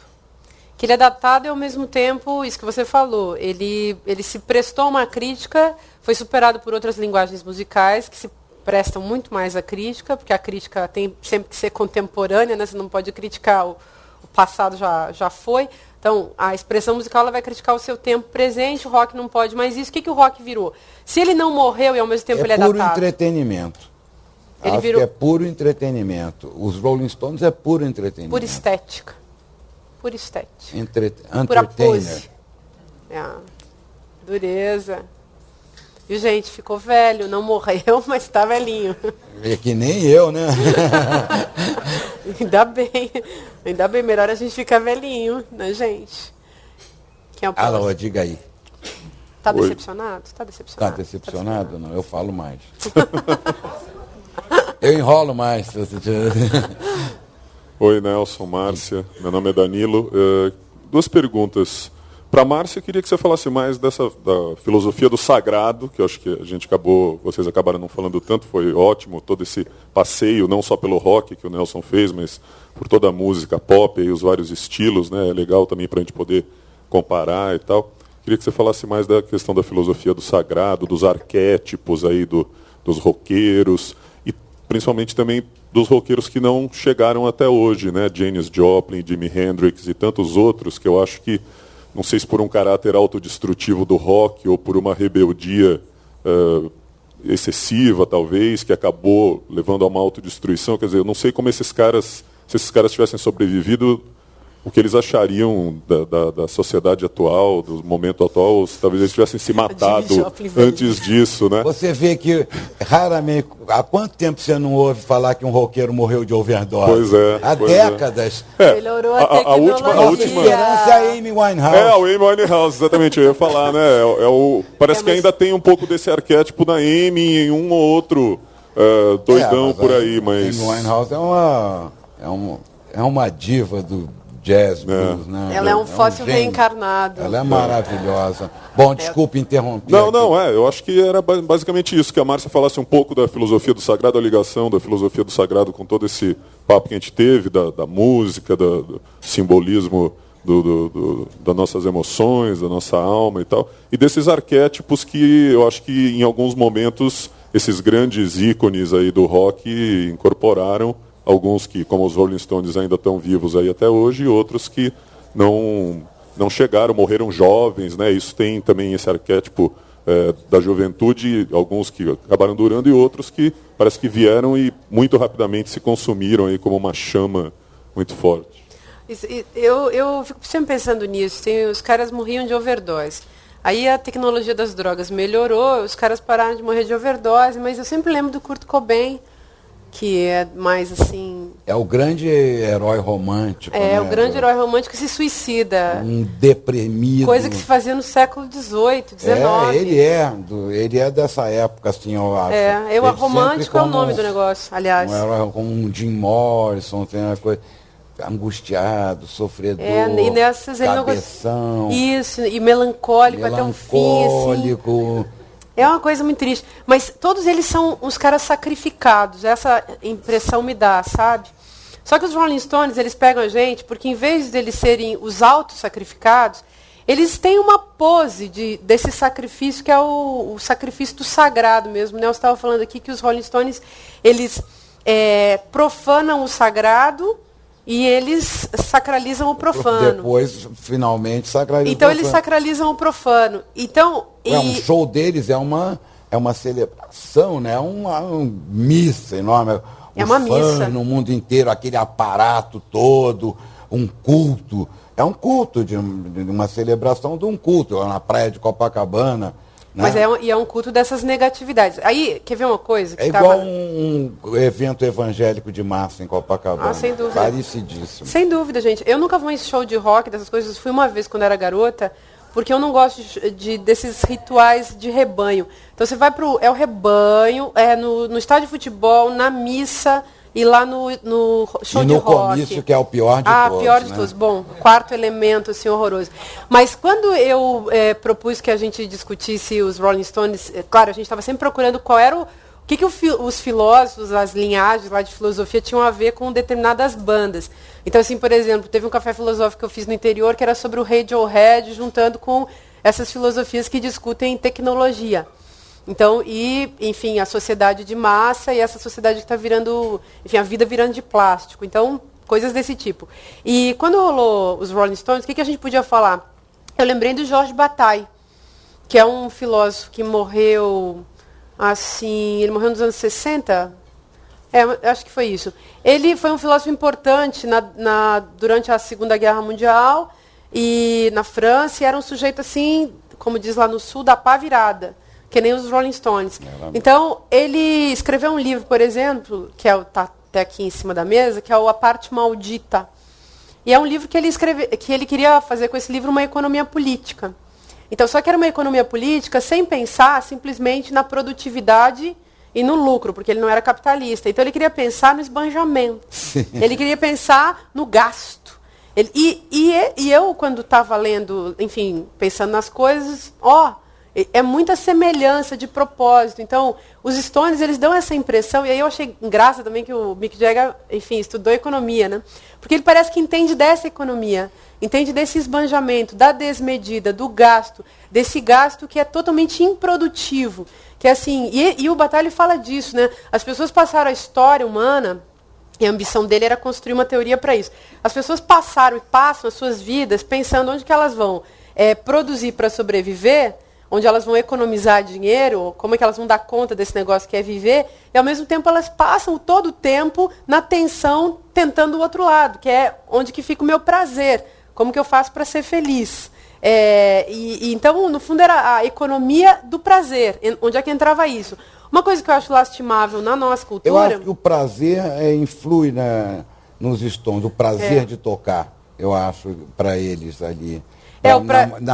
Eles continuarem, encontrar ali onde é o trabalho, é o grande prazer deles, que podem comprar todos os prazeres do mundo. É isso aí. É trabalhar. Aliás, isso me faz lembrar que o Marcuse, que é um teórico que foi muito importante também na contracultura do século na minha geração, 60, então, era um guru. Ele era, né? E esse cara, ele falava do nirvana como esse momento em que você consegue juntar nas artes e no trabalho intelectual, consegue juntar o princípio de prazer com o princípio de realidade, que era o barato da discussão do Freud. Então, a gente, assim, no mundo do trabalho, a gente vive do sofrimento e vive do esforço. No mundo do prazer, você viveria justamente de sexo, drogas e rock and roll. Então, o rock and roll ele sempre estava desse lado, dessa desmesura, de você poder viver um prazer que não estava sendo controlado pela indústria. E uma das coisas que eu acho mais tristes na nossa história, e aí realmente essas linguagens irritadas musicais, o hip hop, o próprio funk, enfim, essas linguagens irritadas, elas não têm esse glamour do rock, porque o rock ele era pré-indústria libidinal. Ele produziu também uma indústria libidinal, que é esse prazer aí que você compra e vende. Foi o primeiro gênero musical a fazer isso. Pois é, só que ao mesmo tempo parece que ele foi traído pela sua própria causa. Então, enquanto esse Bataille ele falava do sacrifício como um investimento nessa desmesura, o rock foi nesse lugar, só que depois parece que ele foi traído, e aí ele ficou datado. E aí aparecem essas linguagens que não têm esse glamour, porque elas não estão mexendo com prazer.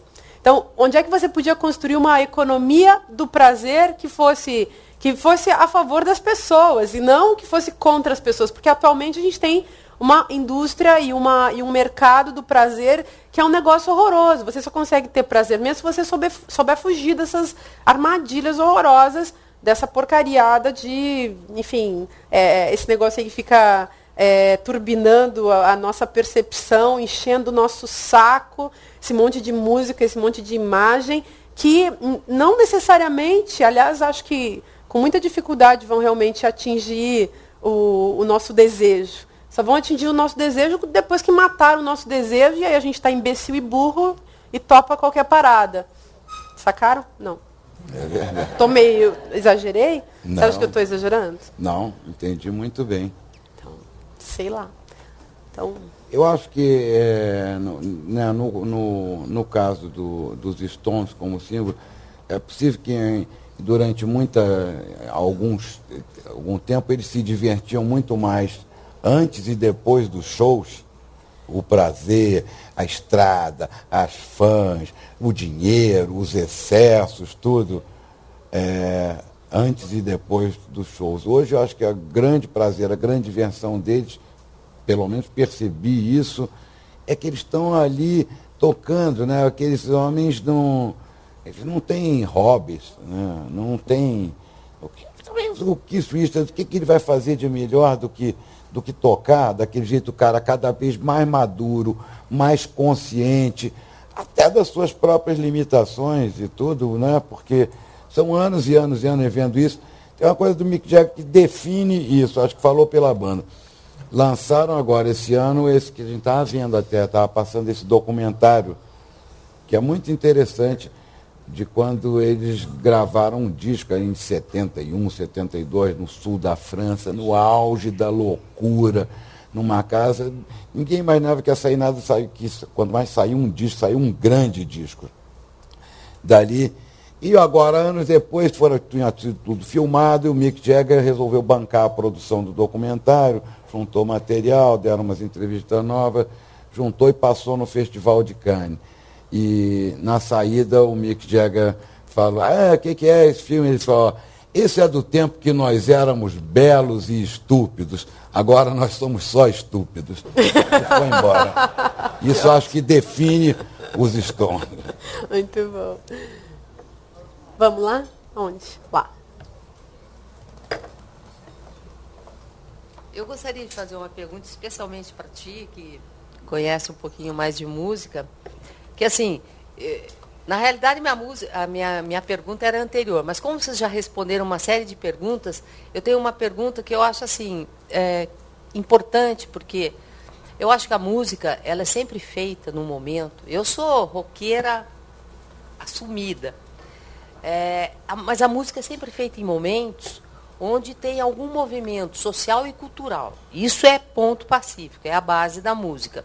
O blues, rock progressivo, pop, e todos, discoteca, e todos vieram nos momentos onde existia uma situação cultural e social e que a música se exteriorizou. Hoje, como vocês falaram, a música, ela está num momento, eu acho, não existe, né? No momento da não existência de boa música. Eu queria saber, assim, por quê? Porque, assim, não é possível. Nós estamos passando por momentos que eu acho importantes da nossa vida. Estou dizendo o momento do mundo, não estou dizendo só o Brasil, né? O rock não é uma solução brasileira, mas, assim, a própria música brasileira, a MPB, nas épocas de 70, dos grandes festivais, eram fantásticas. Mas isso já foi feito tudo, né? E o que eu... Não, mas e agora? O que vem? Porque isso que está não existe. Né? Eu acho que... Então, assim, me dá uma luz no final do túnel. Isso que está é nas rádios, talvez, que você ouve, ou nas televisões. Agora, eu posso assegurar a você que nunca houve tanta música boa disponível como nesse momento. Nunca, nem nos anos 50, 60, 70, 80, nada. Porque está tudo na internet. Como eu falei a você, todo esse tesouro musical, você ter toda a grande música brasileira dos anos 50. Imagina nos Estados Unidos, toda a história do blues está disponível. Tudo, as gravações de Robert Johnson, dos primeiros, Louis Armstrong, está tudo aquilo ali, entendeu? Não há nenhum sentido em repetir aquilo, só havia sentido em fazer melhor do que é impossível, já foi feito, entendeu? E você vai entender melhor essa visão também, que o mundo mudou. Durante um certo tempo, como tinha poucos gêneros musicais, e eram poucos meios de comunicação, eram mais precários. No Brasil, você podia traçar a trilha sonora de cada momento histórico, era óbvio, era um clichê. Onde é que a grande época do sambão, do samba exaltação, tudo, é no Estado Novo, era Vargas ali. Nos anos 50, que é o governo Dutra, que era uma coisa chata, acabou os cassinos, tudo. É a época do samba-canção, do sambolero, das músicas mais dolentes. Quando tem os anos JK, é a bossa nova, porque era coisa otimista, era coisa para o futuro, era uma coisa brasileira, um orgulho de uma brasilidade que não tinha, começou a ter, talvez até a partir da Copa do Mundo, de 58, esses fatores. Depois você vê nos anos 60, ali no final dos anos 70, entrando para os 70, é a música, é a grande MPB de oposição, que tem seus maiores momentos nos festivais, na resistência dos anos 70 e coisa. A redemocratização, aí finalmente veio o rock and roll como movimento no Brasil, que já está nos Estados Unidos desde 69, já estava rolando isso. Mas porque o Brasil não teve um movimento de rock. Teve o Raul Seixas e a Rita Lee, e os Mutantes, como talentos individuais. Por quê? Porque não pode haver rock, movimento de rock, numa ditadura militar com censura. O cara não pode escrever uma letra e na censura, posso ser rebelde? Pode, meu filho, mas não vá abusar, hein? Tá bom. Como é que pode fazer rock and roll? Então não teve rock and roll. O rock and roll começa quando? como movimento, as turmas, uma linguagem comum, as roupas, uma união, Paralamas, Titãs, Cazuza, aí Lobão, né? O que pode ser mais transgressivo que isso? Júlio Barroso, Lobão, Cazuza, eles botaram para quebrar mesmo, né? Ali, o que mais que eles poderiam, Arnaldo Antunes, os Titãs, né? Quanta Legião, todo esse corpo da obra, isso tudo está estreitamente ligado ali com a redemocratização. Você vê, nos anos Sarney, depois, é a lambada. É claro, é a música certa para a época exata. A desmoralização das instituições, a cafonice, a boçalidade, a grossura, é aquilo ali do Sarney, é a lambada, era perfeita a música para aquela época ali. Pois os anos Collor, é o sertanejo, feitos um para o outro. Eu lembro de uma foto que saiu histórica, Fernando Collor e Rosane, no jardim da casa da Dinda, cercados por 60 duplas sertanejas. Todos se mereciam ali, né? Agora, com a passagem do tempo e a tecnologia da informação, e a coisa foi se espalhando, depois, os anos 90 se caracterizam justamente pelas fusões de gêneros, pelas misturas, pela diversificação. Não há mais um gênero, não tem uma trilha sonora do Brasil para os anos 90. Porque são muitas coisas, entendeu? E a tendência disso é de ser cada vez mais. Hoje, nos anos 2000, tem centenas de ritmos, de sub-ritmos, de fusões, drum and bossa, e o funk and soul, e o samba and bossa, e o samba rock, e o sub-samba rock, o sub-rock valsa, o heavy samba, tudo tem. Então não tem uma música, se você disser qual é a música, a trilha sonora da nosso momento, eu digo, todas, porque está tudo, cada comunidade, cada nicho, cada região tem a sua trilha sonora. Então você não pode atribuir uma trilha sonora ao Brasil desses anos, desses últimos 10, 15 anos, nem os Estados Unidos, tem a Inglaterra, o rap, a trilha sonora, não é porque o blues, o jazz, o grande pop americano. Eu acho que seguramente nunca teve tanta música boa, de todos os gêneros musicais, disponível para tanta gente e de graça, como hoje.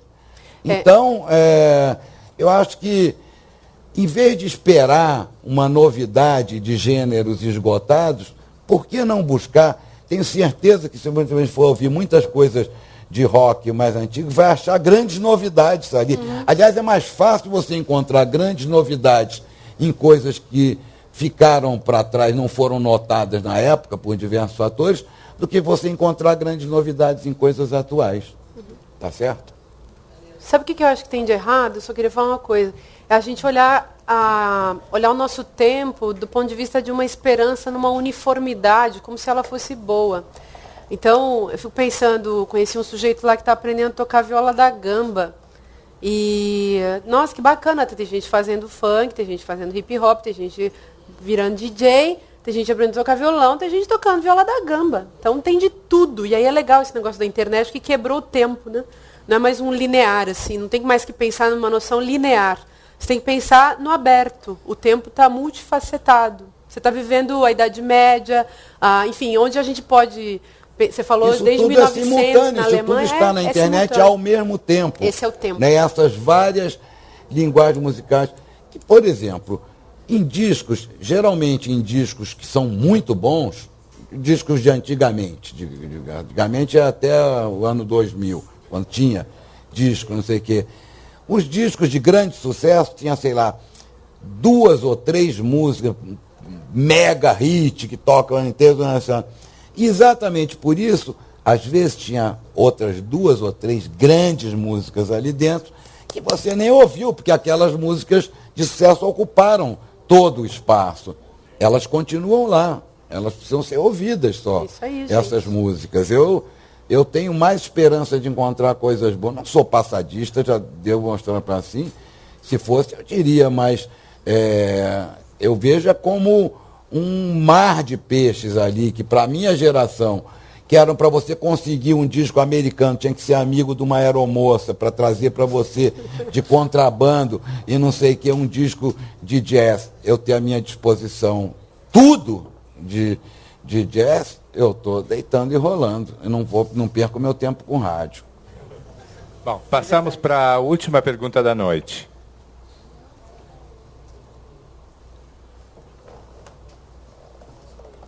Bom, então vamos encerrar a noite. Eu penso numa questão assim mais filosófica, porque por mais que eu tente, eu não consigo pensar o mundo sem a filosofia. Né? Então, apesar do exercício que às vezes eu faço para tentar ver de uma outra forma, eu acabo voltando sempre à filosofia, que é algo recorrente. Então, quando eu vi vocês falando, é claro que eu me recorri à filosofia mais uma vez, e eu pensei assim, numa questão da caverna do Platão. A Márcia pode dizer se eu estou viajando muito, como ela sempre fala, mas a música, assim como a arte de uma maneira geral, parece que é esse resgate das sombras que a gente vê, né, que o Platão narrava, que as pessoas viam lá no fundo da caverna. Então parece que é um resgate para a luz, essa passagem do mundo sensível para o mundo inteligível. Parece que a música e a arte nos traz para o mundo das ideias, e esse mundo das ideias faz com que a gente volte para a vida prática e consiga entender uma série de coisas que até então a gente não conseguia entender. Então, eu queria que vocês comentassem, a Márcia também, dentro da questão da filosofia, como que ela acha essa questão da música enquanto resgate para o mundo das ideias, fazer com que a gente pense, reflita e veja e haja no mundo de uma maneira diferente. Não. Uau! Pergunta hiper de um professor de filosofia, afinal de contas, né? Sabe que eu acho que essa visão também está errada. Assim, o que tinha de errado no Platão? Que ele separava os mundos, e na verdade os mundos não estão separados. Mas a ideia da caverna é legal. Então, assim, nós aqui dentro do Café Filosófico é caverna. Se a gente vai para uma sala de cinema, é caverna. Se a gente se fecha, sei lá, tem um negócio chamado fazenda, que as pessoas estão fechadas, né? Aí é a caverna. Se você vai para um shopping center, é a caverna. O que é a caverna? É um lugar onde as pessoas fazem uma experiência comum que tem a chance de ser uniformizada e, portanto, ruim, porque ela é igual. E por que ela se torna igual? Porque você não sai para fora para olhar o outro. Então, o bacana é você pensar, tudo é caverna, e deixa de ser caverna quando você vai encontrar o outro, vai encontrar o diferente. Então, não é mais caverna, você ficar o cara que está lá no baile funk, ele não é mais caverna do que o cara que passa a vida inteira lá na orquestra tocando a sua música. O bacana, os dois saem da caverna quando um vai conhecer o outro. Claro que a gente fica pensando, pelo menos, sei lá, tem uma chance, a gente acha, né, na nossa fantasia, que tem uma chance maior do cara da orquestra conhecer o cara do funk e olhar com melhores olhos, mas também não é verdade. E a gente fica pensando, coitado do cara do funk, que ele é pobre, ignorante, não tem dinheiro, para olhar, para um dia entrar na, sei lá, USESP da vida, algo assim.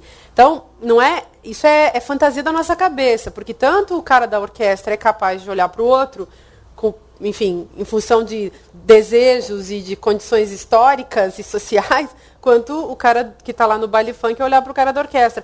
Eu fico achando isso, que não é que assim, a arte faz a gente transcender a animalidade. Eu não acho que a linguagem nos tira do lugar da nossa animalidade. Ao contrário, para o meu gosto, para a minha defesa antiplatônica da existência, eu acho que a gente devia voltar para a animalidade. Então, a gente só volta depois que a gente saiu dela. Então, a gente tem que sair e voltar. Que aí vai ficar bom. Eu acho. Eu topo. Sei lá, eu acho.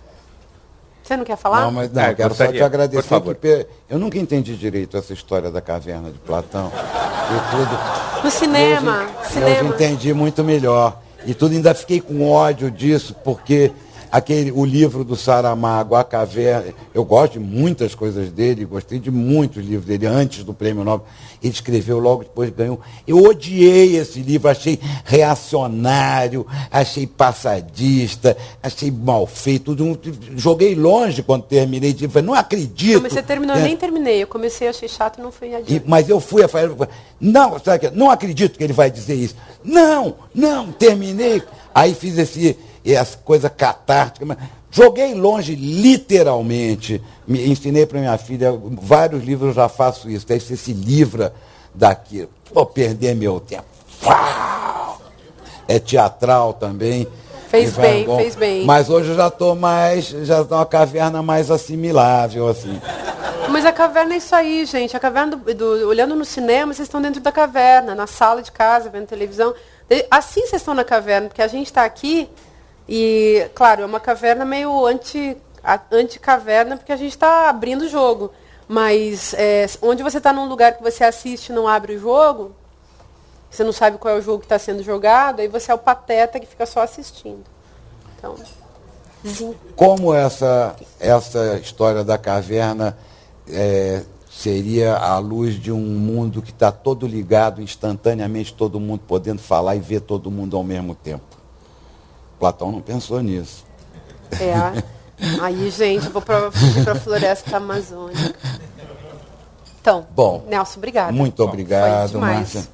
Nossa primeira vez foi um sucesso. Lindo, obrigada.